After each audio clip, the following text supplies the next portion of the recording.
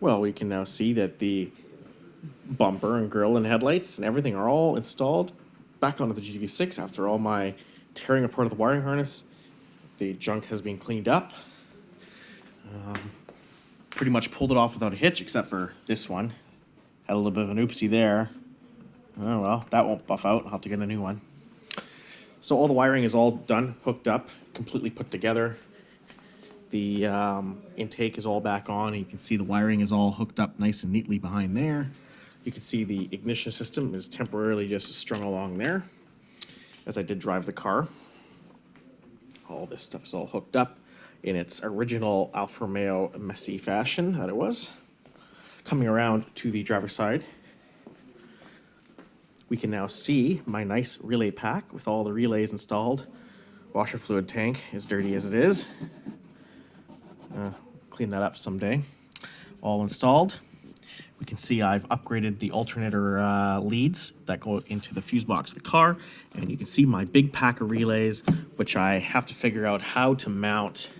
It has to be able to clear this part of the hood, so I may just lay it down. It doesn't really matter how it looks as long as it's safe, and it's safe now. So you can see that I've terminated all the wiring harnesses on the relays with the proper factory crimper, with proper Deutsch style connectors. I've used proper period correct Bosch relays because I had them sitting around. We've got the original relay that powers the brake warning light. It's a weird one. Got the high beam relay, the low beam relay. We've got the relay that switches between high and low to prevent both the high and low filament from running at the same time. You need this relay. It's just a single pole double throw relay with the 87 A and 87 terminals, so it just switches back and forth between them. And then we've got the fog light relay right there. Nicely all done up. I have marked a whole bunch of the wiring and traced it back to where it actually ends up. These two go back into the fuse box. Then there's another thick lead here, which actually ends up over there, which actually charges the battery.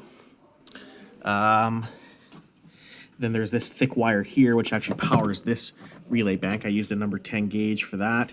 It just comes up through the harness, and then it breaks out into all the hot leads for all the relays. As you can see there, it just gets branched off right there. So yes, very nice and neat and tidy compared to what it used to be. Much safer, it won't cause a car fire. The interior is all back together as well. So let's have a look in there. Nothing really much to speak of in here. Same old fog light switch that's always been there, except now the wiring goes up through the dash nice and neatly up to the fuse box.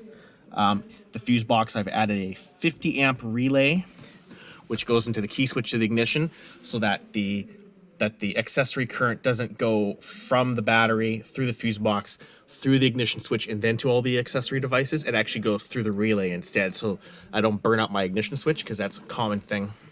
So I'm doing a double thing here. I'm saving this headlight switch from death from all that high current to the headlights, and I'm also saving my ignition switch from death from all the high current to all the accessory devices. So the fuse box is all back together now. Everything in the car is so much nicer and brighter and works so much more efficiently now that all the current is not traveling places it's not supposed to. So yeah, I just have this temporarily unplugged, but obviously that just pops on there. The ignition system, like I said, temporarily just left it messy and just kind of together so I can drive the car. So we'll start throwing the Milano harness on there. Obviously, I had to check to make sure that the cooling fans and all that stuff worked before I permanently left the harness installed. I actually found one of the alternator leads was actually fried. It was actually like melted off the back of the alternator. Pretty dangerous situation. So I averted that by just installing a brand new. I actually bought spools of this at work. These are just an 8 gauge marine grade, basically battery terminal with some nice lugs on each end, taped to the original one.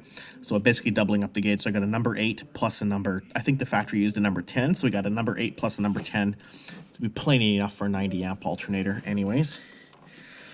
So yeah, disaster averted. I just need to figure out sort of how I want this to look and how it's going to kind of sit in the engine bay.